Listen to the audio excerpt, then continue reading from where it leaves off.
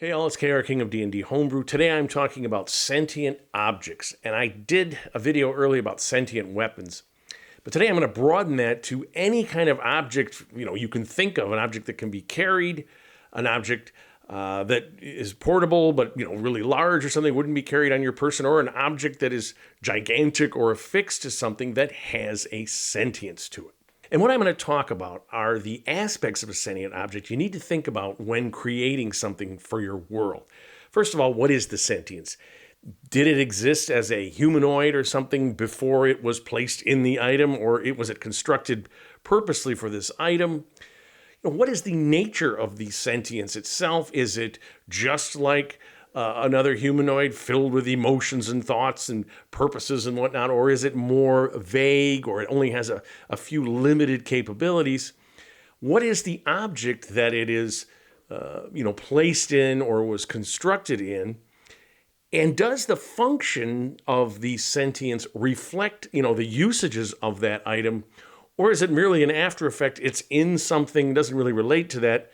Let's say a fully formed personality, but there it is in this object.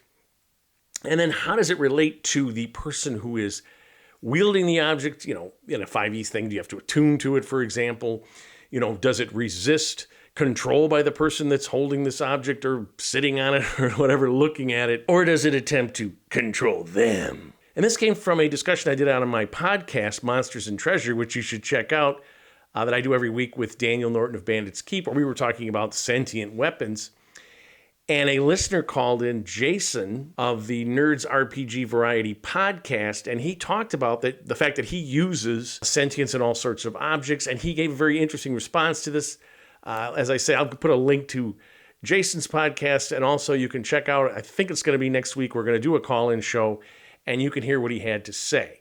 And I'm going to use, as my starting example, a classic sentient object from fairy tales, the magic mirror in Snow White, to show you some of the different aspects that are imbued in that item, from the original fairy tale, and also all the other, versions, films and cartoons and different things that have been done using that magic mirror. So in the original fairy tale, the evil queen asks the mirror who is the fairest person in the land, and the mirror answers that she is, but the mirror has to answer truthfully. And in the original Grimm fairy tale, that's its only power. It doesn't necessarily speak to her or give her advice. It doesn't show her things.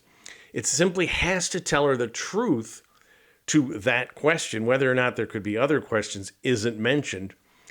And then it says, no, you're not the fairest because this Snow White is in the realm. And she, of course, then goes and does all these different poison comb, and she puts a thing on her, laces it up, she can't breathe. And she's continually being rescued, first by the huntsman she sends to kill her, and then by these 7 dwarves, and you know the story.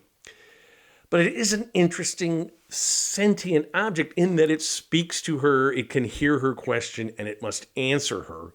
But clearly also it has the power to tell the truth. Now, in other versions of this story, the queen can look into the mirror and see where Snow White is located right now, visions of things.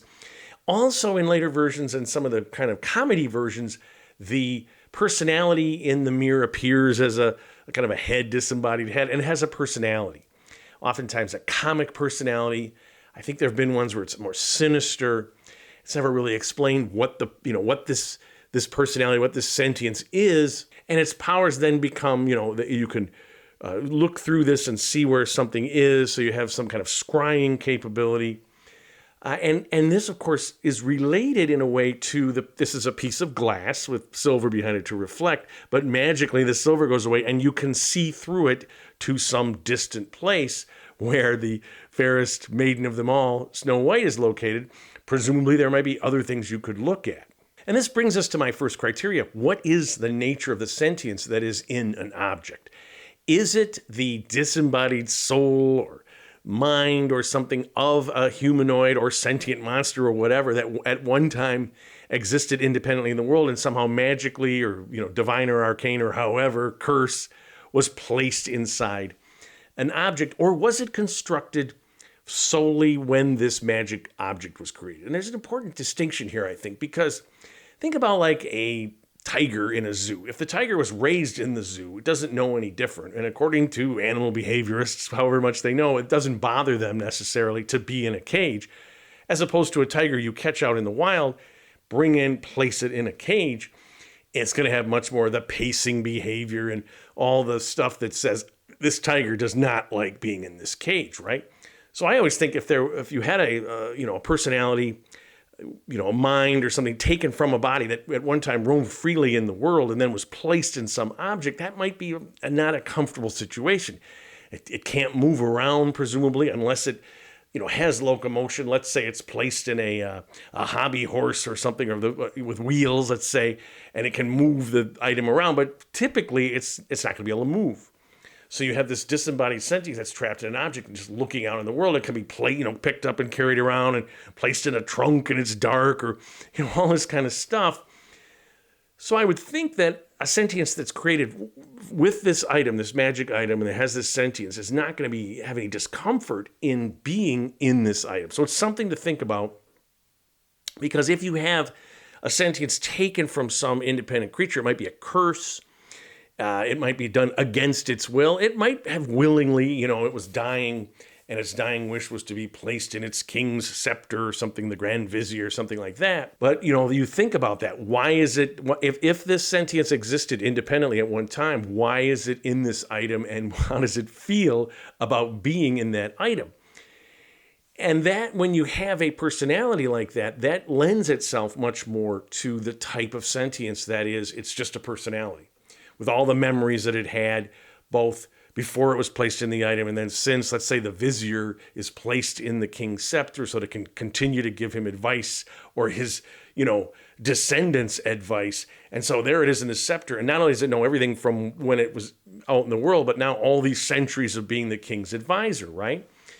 And how does it communicate? Right? Does it communicate verbally, out loud? Does it do it telepathically? If we looked at swords from the old days, those were very rare that could do telepathic or even speech at all. They typically just had some motivational force. If it was someone from a fully developed personality, what's its ego?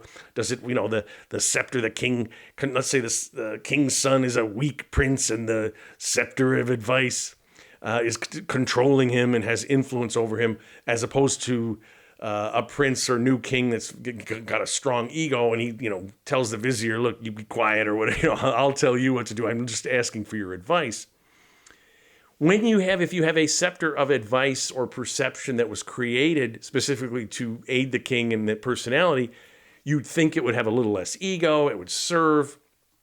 Maybe it's just a truth-telling thing, but maybe it has an ESP ability, so that the king's sitting there with a scepter and it's probing those who come before the king to see if they're lying, to see, whether his advisors are loyal. Is it a scrying thing where he can use it a few times a day to see distant places in his empire or anywhere within his castle? These would be useful for a king to have in his scepter, and the communication back and forth in terms of something, a sentience built for the item, might be pretty limited, right?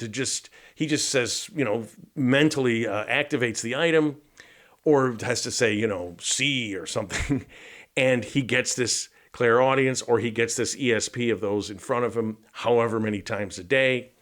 But it doesn't really talk to him. It doesn't have a personality per se.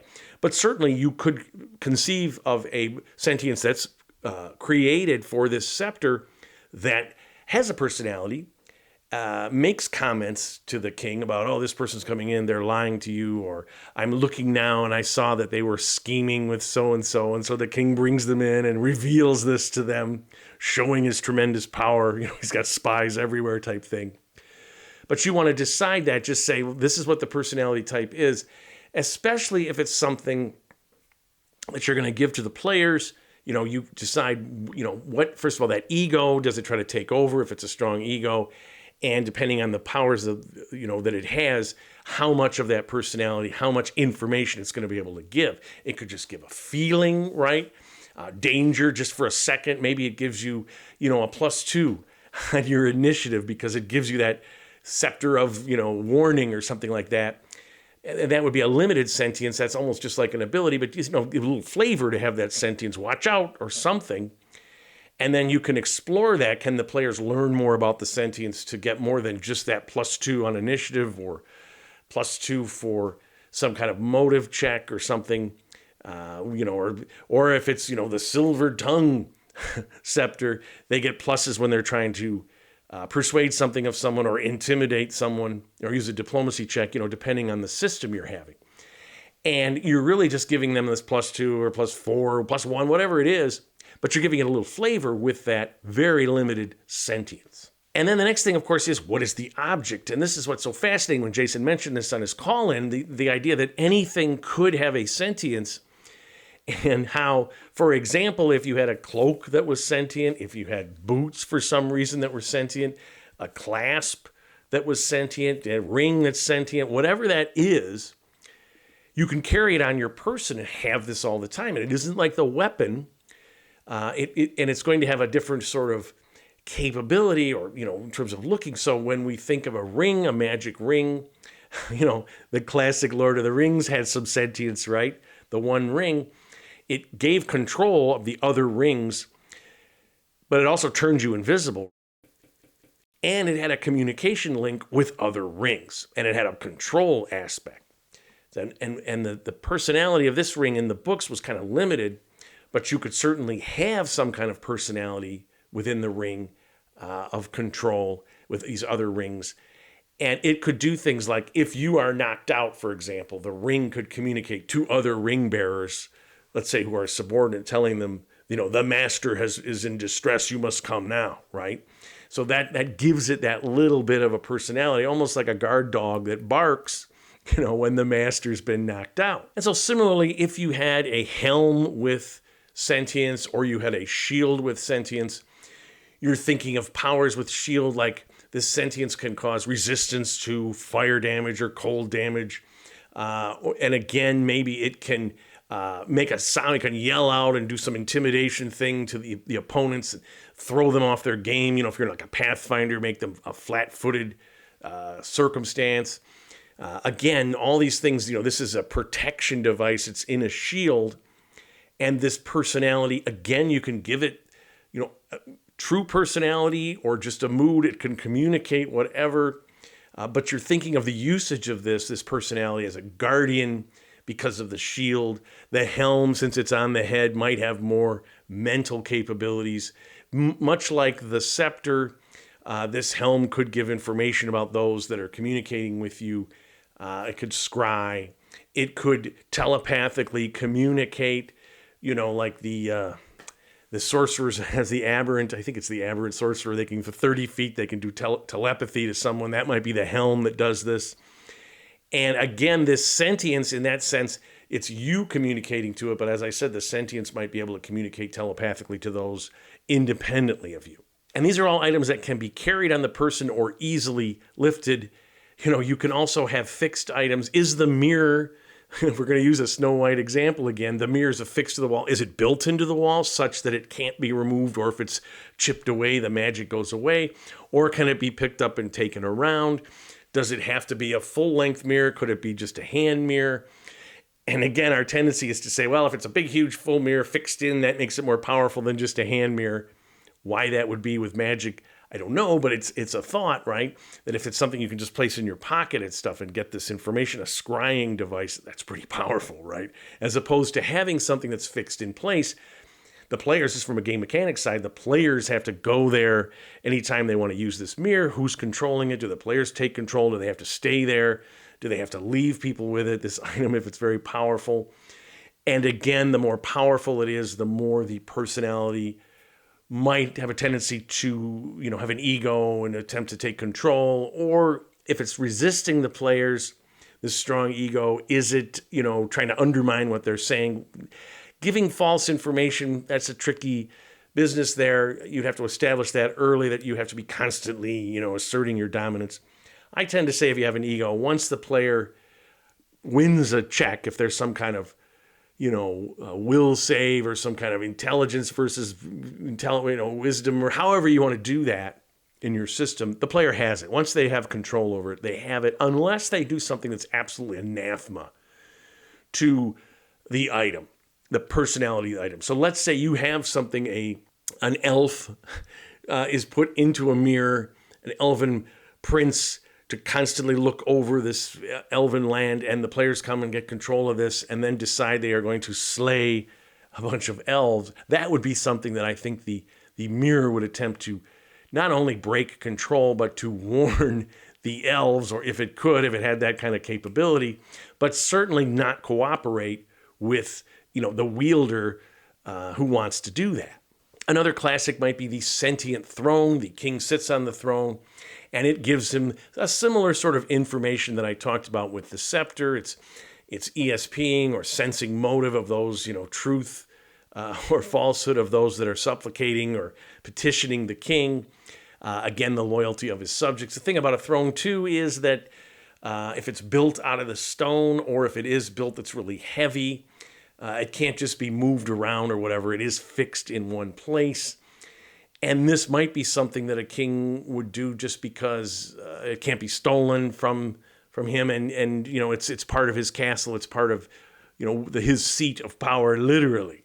But there are other things, too. A sentient saddle, let's just say, which communicates telepathically to a horse or whatever animal, or a sentient cart. We want to get, again, the sky's the limit on this kind of stuff. So you have this sentient cart that communicates to the horses that pull it and gives you extra speed when you're traveling with this way, makes them more liable to get out of the way of something. I mean, whatever system you're running in.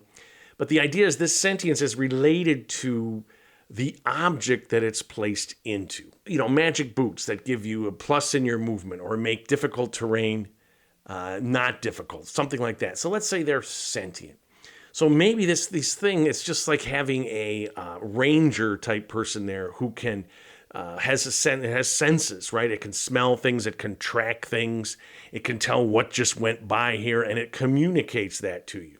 It knows this terrain, the sentient powers, and it communicates things about it depending on the level of the personality about this terrain. It was made for the ranger with a limited personality in it that gave the original wearer those extra capabilities. And the thing about this is, instead of just having boots of speed, now you've got this flavor of this personality. Now, if it's built specifically for these boots, I wouldn't give it a lot of personality as opposed to a true person that's, in the boots.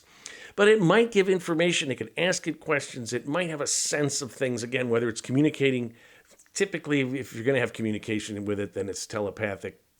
But it might have to speak. It might have to make a noise that everyone can hear, which gives it, again, that there might be a limitation to you, but it might be still you've got this capability. And that's why linking especially a constructed personality to the item and what, this item we think about takes that flavor and takes that ability.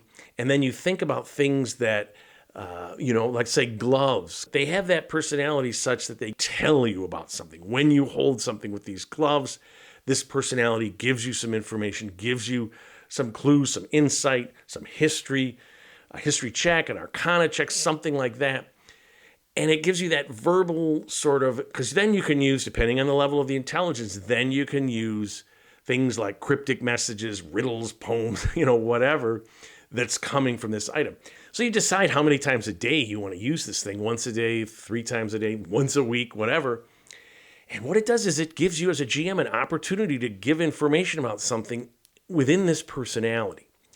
And this is another thing. When you have a personality, however developed it is, if it's, was constructed with the item or whatever their knowledge was of this personality that at one time roamed the world, that would be information that you can use to give story, to give lore, to give information in a way that you're not just sort of giving it to the player. You don't have to necessarily have this book they find or, something on a wall or interrogating some person. Here is something that every once in a while will give the party some information about something that makes sense as to what its purpose is. And it's a way to do this lore dump. And the final thing I would say, if you have a personality fully formed, obviously, which is nice, but was from outside, why it's there can dictate not just how it feels about being in the item or being controlled by the bearer, but whether or not it wants to be free, whether it's a curse for this item. And it does everything. If the player that has it is working towards at some point freeing it, it will use its abilities to the best it can to help the player in their other, activities, but ultimately it wants to get out of this item. Or if it's a Vizier's wand, if it feels that what the player that's using it, their aims and objectives align with it, it's going to help them. And if they don't, then it may try to hurt them, or it may trick them as such, that they want to somehow be released, right? They're no longer, its age ended 1,000 years ago. It's now being wielded by some measly adventurer as such that it does things, whatever the process is, to escape and, go off to the next world. So what I'm going to be doing, as I think about magic objects, now that this kind of idea has been planted, is to think about various mundane objects and what kind of personalities might be in them, for what reason, whether they're fixed in a place or they can be moved around, but they're super large, or they can be carried. Looking at the magic, objects that you see in the book, and then adapting those, thinking about what kind of personalities would be on there, whether that's a real personality that's been put into this item or was constructed for it, because I think it really provides some cool flavor, some cool ways to come up with information about my world, because I have this homebrewed sandbox world, and I want the players to be able to discover things about it in a way that makes sense, and having a sentient object, I think, really gives them that. So hopefully that was helpful to you. If you like what you've seen, please subscribe to my channel. I'm always looking for more. Love to hear your comments on this video or whatever else you want to talk about. Check out my Discord channel. I've been having a great time with that, with my various viewers and stuff. It's really interesting.